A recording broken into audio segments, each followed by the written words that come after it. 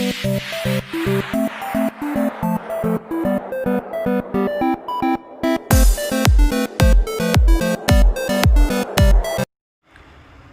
everyone, in this video let us learn some graphs on the Charles law. Sometimes they ask some questions you can observe in previous papers also, previous MSET papers, previous IIT NEET papers. You can observe some graphs, the questions on the graphs of Charles law on all gaseous laws. Okay, so here graphs on Charles law, what the graphs plotted between volume and volume versus temperature, these are called as isobars. Isobars, you remember like this, iso means what? Constant or same, right? Iso means constant or same. Okay, bar is the unit of what? Pressure. Bar is the unit of bar is the measurement unit of what? Pressure. So constant pressure, you remember like this, isobars. These are the graphs on Charles law. Okay, so here in first graph I am taking the volume versus temperature. I am taking absolute temperature here, not degree centigrade. I am taking in Kelvin scale, so it is 0 Kelvin. So the if you observe the graph, you can observe here, we know that on increasing the temperature the volume also increases, no? Okay, the graph is like this. At constant pressure, you just assume the pressure P.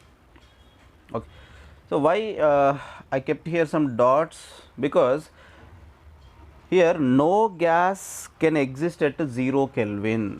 We must remember, no gas can exist at absolute 0. Absolute 0 means what? Absolute 0 means 0 Kelvin. No gas can exist at absolute 0, that is 0 Kelvin. Okay, so at 0 Kelvin actually there is no existence of gas, so there is no volume also.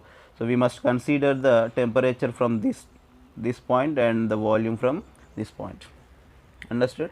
So here this graph plotted between volume and temperature at P, pressure P, constant pressure P, just assume P1 pressure, and one more plot between volume and temperature, assume this one, assume this is a P2, one more graph on P3. Okay, so these are the graphs plotted between volume and temperature at different pressures. Okay, now but if you take one graph that is at constant pressure, on increasing the temperature the volume also increasing. Okay, the same thing happened in second case and third case also. So at different pressures, at different three pressures, I have plotted three graphs. Okay, so the questions they may ask like this: what is the relation in between these three? What is P1, P2, P3? Okay, to solve these type of questions, you just take at a constant temperature, at constant line at the constant temperature.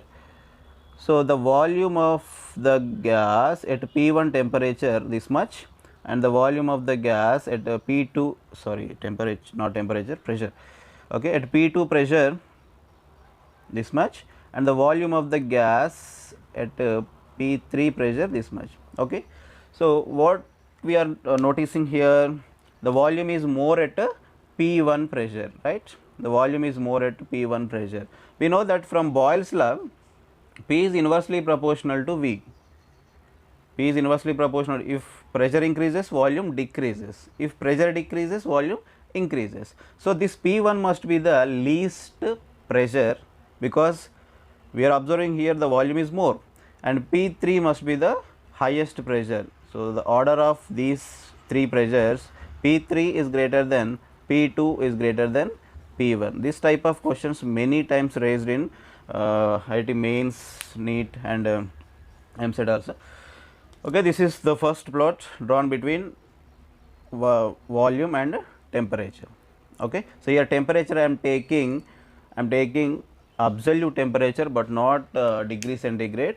If we take degree centigrade, on this x axis I am taking degree centigrade, the volume on y axis, okay, this is 0 degree centigrade. At 0 degree centigrade the volume of the gas never 0, okay, but when the volume will be 0, when the volume of gas will be 0 at minus 273 degree centigrade, that is absolute 0, very very least temperature possible, absolute 0, 0 Kelvin, 0 Kelvin. At 0 Kelvin all the gases, actually there is no existence of gas at absolute 0, no. So volume will become 0 at minus 273, okay. If you take the temperature in degree centigrade, the graph should be like this, and if we take the temperature in Kelvin scale, the graph like this, but we have to keep some dots like this here, okay na. So this is the second one, second graph for Charles law. And third one, we know here V by T is always constant, no, even if you change the volume or even if change the temperature, V by T is always constant on changing the temperature or changing the volume. So the graph should be like this, okay. And the fourth graph I am taking here between log V log T. What is the relation log V log T? Log V minus log T is equal to constant, that must be constant, because here log V by T is equal to what? Log V minus log T, no, means log V increases, then log T must be increases, because the difference between these two is constant always, okay. So for better understanding I am giving, you just assume here log V 50, this is only for understanding. If log V 50 and log T, you just assume 25, what is the difference between these two? 25, okay. So if I increase the volume, if I increase the log T, for example assume this is 50, this must be constant, no, always, okay, and this should be what? 70. So log V increased from 50 to 70, log T increased from 25 to 50, this should be always constant. What we observe here, if we increase log V, then the log T also increases, okay, like this, the graph is like this, okay. These are the important graphs, very important graphs. And one more we can draw, very simple one, volume versus 1 by T.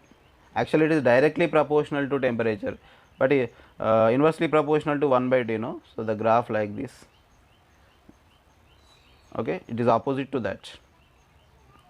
You take T here or 1 by V here, the same plot you will get, okay. So these are the important graphs on Charles law. The questions may ask from these graphs, the questions like this, they may ask the they will give one graph at a different pressures, and they will ask what is the order of pressure, okay, right. Thanks for watching.